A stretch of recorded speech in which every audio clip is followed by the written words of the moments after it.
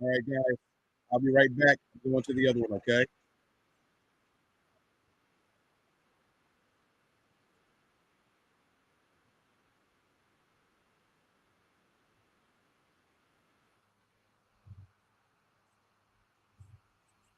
There's Ali right there.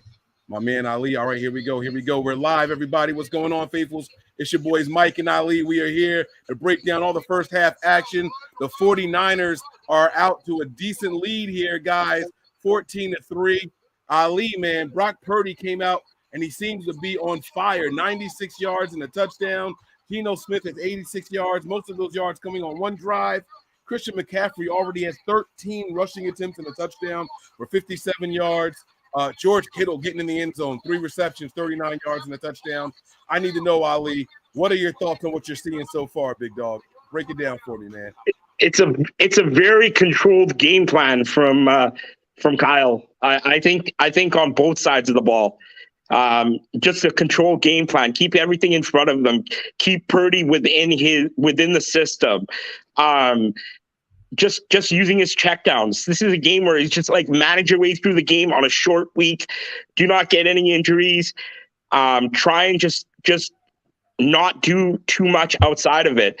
I thought we would use Jordan Mason more. But we haven't started using him. I think in the second half we might start to use him more. Jordan Mason is the late third, fourth quarter running back for the Niners. He's not a first half guy for the team so far.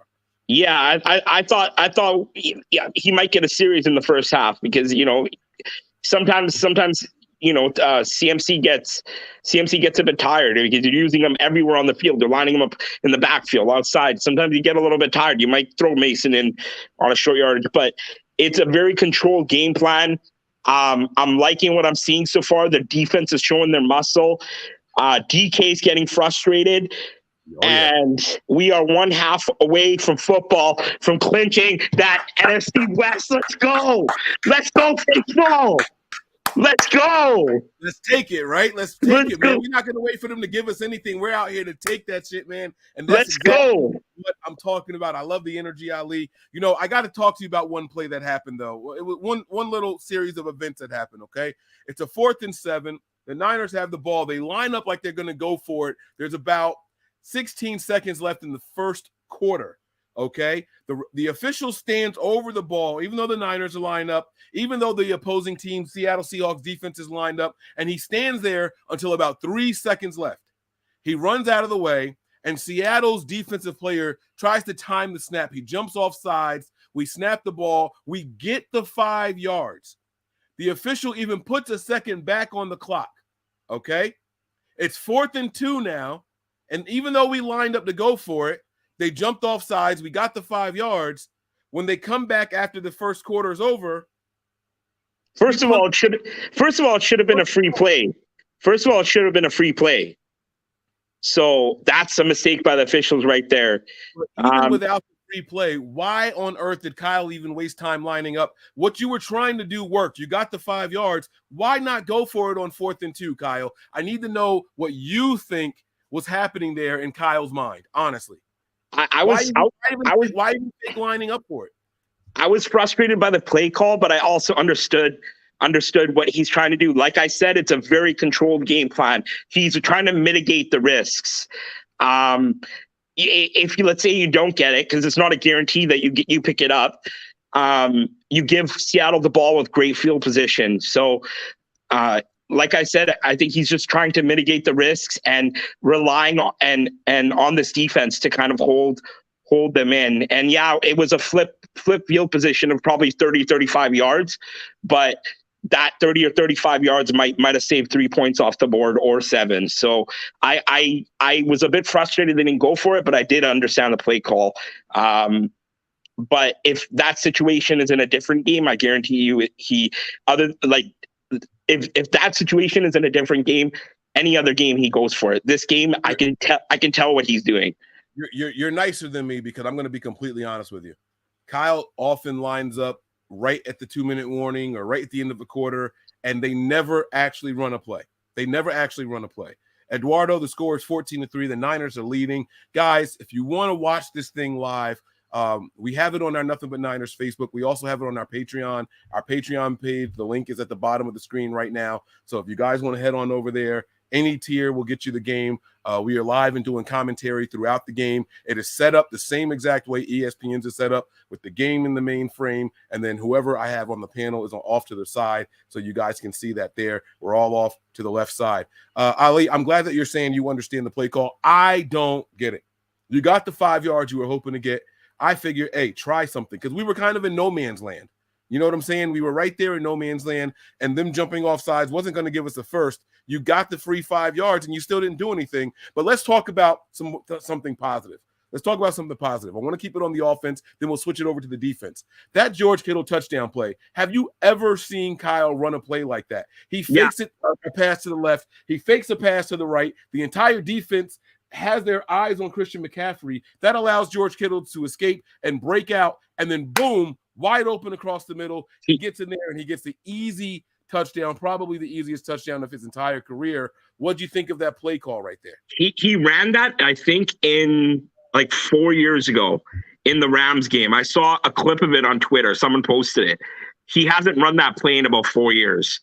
Very impressive play call. It just shows that he trusts Purdy to make these plays. He's not like completely sheltering him. He's allowing him to see the field, read it, and trust him with that play call. That was a big boy throw right there. Very, very impressive. Very composed to do that. That play took a lot of time to develop. And considering that Brock Purdy, they have the next gen stats and everything on the Amazon feed. If you guys aren't watching, Brock Purdy has about 2.9 seconds to throw, while Geno Smith is at 2.5. So that play took a couple of seconds for it to develop. Probably the longest play for him to actually throw the ball there. And it was excellent poise by the rookie quarterback to stand there, fake it one way, fake it the other way, find his guy across the middle and give him an accurate throw. Maybe the only throw that I've seen him hit anybody in stride since he's been quarterbacking for the 49ers. And is that going to be a problem going forward? We saw another play later on in the game to the left side of the field where he was trying to lead George Kittle. It was an incomplete pass. Kittle almost came down with it. He was ahead of his guy, but for whatever reason, Kittle had to slow down, turn, and face the ball, and it was an incomplete pass. Purdy has to learn to hit these guys in stride. Is that something that concerns you going forward? Because come playoff time, he's going to have to be able to do that.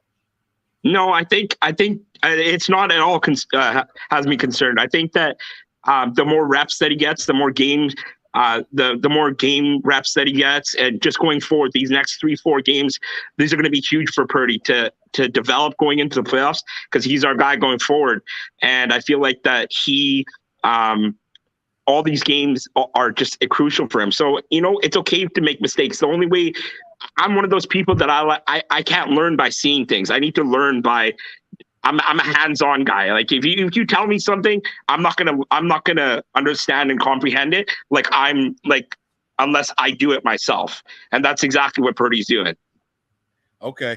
All right, and then my last thing on the offense, man. The offensive line seems to be doing a really, really good job. There was one penalty on the offensive line. It was on Big Mike McGlinchey, and I personally was happy to see that penalty. The rusher came in untouched, and he had a really, really good jump on the snap. McGlinchey, that caused him to have to lunge, and he ended up taking the defender down to the ground. And in my opinion, when you have a quarterback who's already suffering from an oblique injury, was almost a game-time decision. They had to go in there and give him what he needed to do to get through this game. I'll take that penalty over a free hit any day of the week. I know a lot of people are really, really down on Mike McGlinchey. They're going to think I'm making excuses because Mike McGlinchey is someone that I often make excuses for. But Ali, I want to get your thoughts on that there. I think that was a good penalty by Mike McGlinchey. I had no issue with the penalty whatsoever. No issue. Like your quarterback right now, our third string quarterback's more important to this team than a 10-yard penalty. So it's okay. McGlinchey take the penalty. That's fine. Live to fight another day. I completely agree. I think we have to look at that with objective eyes. He saved Brock from getting a free hit. Even if Brock got that ball off with the speed that rusher was coming in with, he would have been allowed to get a free hit on Brock Purdy, and God knows what would have happened in the event that it was a free hit, from someone already suffering from a rib injury and abdominal injury. What do you think our game plan in the second half is? Just continue much of the same here, or we change anything up? I would like to see a couple of things change here. I would like to see a little bit of tosses, get to the outside a little bit more. Everything seems to be a handoff, and then the running back, well, Christian McCaffrey's been the only one, but he's asked to do a lot once he gets the handoff there. What I would like to see are a couple of tosses, get to the outside, start stretching this defense out east to west as opposed to north and south. We're not throwing anything downfield much this time. I want to see Mason get in here a little bit, and I also want to see a couple of shots downfield. You have Danny Gray, you have Ray McLeod, you got Brandon Ayuk. Get these guys involved in the second half. I was just about to say, I'm calling it right now. I'm calling a Danny Gray shot in the second half. I think one Danny Gray shot's coming. Okay. All right. I agree with you, man. We'll see what happens. The kickoff just happened, so we're going to get out of here, guys. If you guys want to see the game with us, you want to see the commentary, head on over to the link below. Head on over to our Facebook, whichever you choose to do. We are live there right now. We will see you guys there. Ali, did the Niners pull out the dub? Give me a quick yes or no. Oh, hell yeah. Let's go. Let's get those Hashtag t-shirts, baby. NFC West champs, baby. Let's go. All right. We're out of here, guys. Y'all be safe. Peace.